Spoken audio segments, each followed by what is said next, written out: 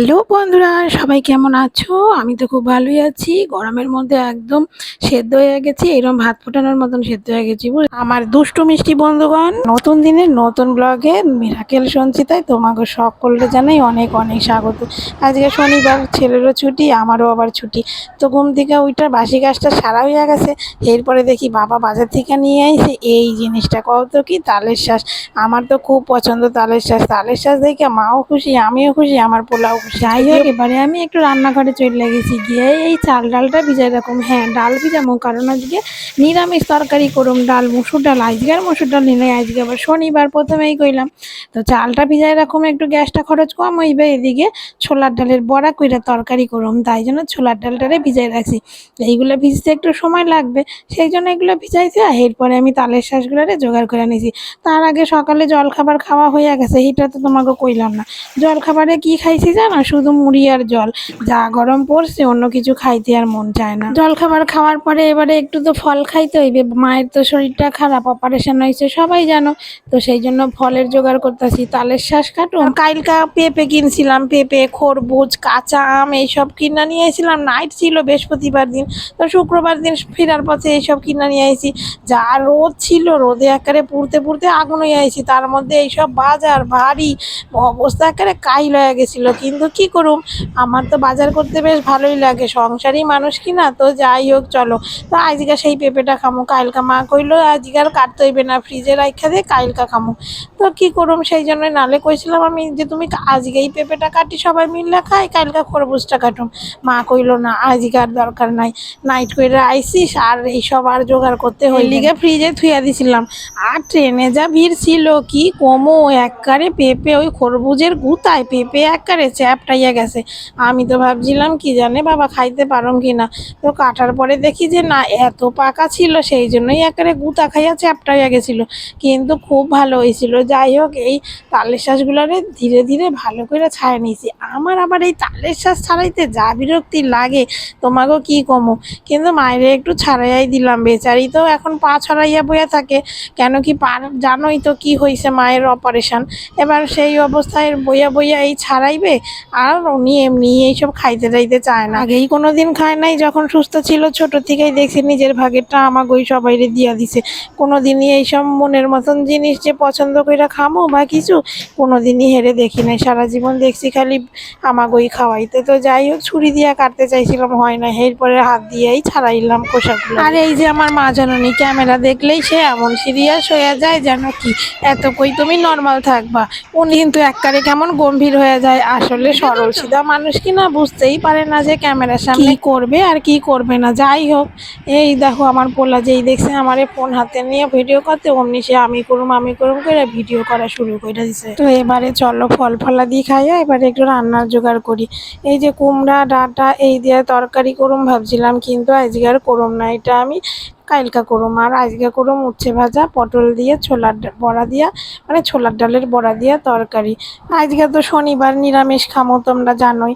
তো নিরামিষ করুম কি, আজকে ভাবলাম যে ছোলা, এই পটল রইছে, উচ্ছে রইছে, তো উচ্ছে আলু ভাজা করুম, আর পটল দিয়া আর ছোলার ডালের বড়া দিয়া একটা তরকারি করুম, মানে পটল আলু দিয়া ছোলার ডালের বড়া দিয়া একটা তরকারি। এটা আমি কিন্তু জানি না তোমরা খাও কিনা বা কেউ কেউ বানাও কিনা, কেমনে বানাই হেয়াও জানি না। নিজের মতো করে একটা তরকারি রান্না করছি। মা যখন হসপিটালে ছিল তখন নাকি তার বেডের একজন, পাশের বেডের একজন কইছিল যে বেসনের বড়ার কি রসা তরকারি না কি একটা। মা কয় যখন আমার পাটা ঠিক হইবে তোকে কইরা খাওয়ামো। আমি একটা রেসিপি শুনে আইছি। তো আমি কই ঠিক আছে, তো আজকে চলো আমি তোমার একটা রেসিপি কইরা খাওয়াই। তো এটা কোনো রকমে করছি, নিরামিষ জানোই, পেঁয়াজ রসুন ছাড়া করছি।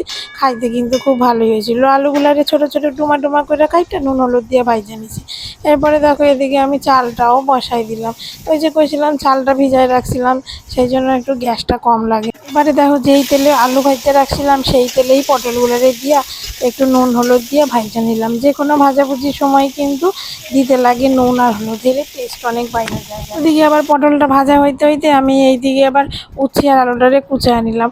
আর আলুটা একটা অর্ধেক আলু ছিল, প্রথমে ভাবছিলাম উচ্ছেটারে গোল গোল করে ভাজুম, তারপরে পটল আলু তরকারিতে যে আলুটা দিছি একটু মনে হইলো বেশি হয়ে গেছে, তখনই মাথায় আইলো বেশি আলু দিব না, বেশি আলু দিয়ে লাভ নাই, আর আলুটারে নষ্টও করুম না, কেন কি থুয়া দিলে আবার আলুটা কেমন হয়ে যাইবে, ছাড়ানো হইয়া গেছে। সেই জন্য ভাবলাম উচ্ছে আলুটারে এরম মানে উচ্ছেটারে আলু দিয়ে উচ্ছেয়া ভাজতে নেব। যদিও আমার এই উচ্ছে আলু একসাথে ভাজা করলেই খাইতে বেশি ভালো লাগে, গোল গোল করে ভাজলে আমার অতটা ভালো লাগে না, এরম করে ভাজলেই কিন্তু আমার বেশি ভালো লাগে। এর আগের দিন আমি আবার করছিলাম কি জানো, উচ্ছে আলু তরকারি, সেই রেসিপি তোমাদের সঙ্গে শেয়ার করা হয় নাই, মানে সেই ভিডিওটা রেসিপি আর কি, তোমরা সবাই জানো, তোমাকে লাগে শেয়ার করি, ভাল লাগে তাই করি, সবই তো সাধারণ সাধারণ রেসিপি, ঘরে যা করি হেই। তো যাই হোক, চলো এবারে ভালো কইরা ডালটারে পেস্ট কইরা দিই। মটর ডালটা ভিজাই দিয়েছিলাম জানো, তো এবারে ডালটারে ভালো করে পেস্ট করে নেবো, তার আগে জলটারে ঝরাই ঝরাই মিক্সিতে নিয়ে নেবো, কেন কি পাতলা হইলে আবার বড়া ভাজতে অসুবিধা হইবে। এবার দুইবারে পেস্ট করতে হয়েছে জানো, অনেকটা ডাল তো একবারে হয় নাই, দুইবারে পেস্ট করে নিয়েছি।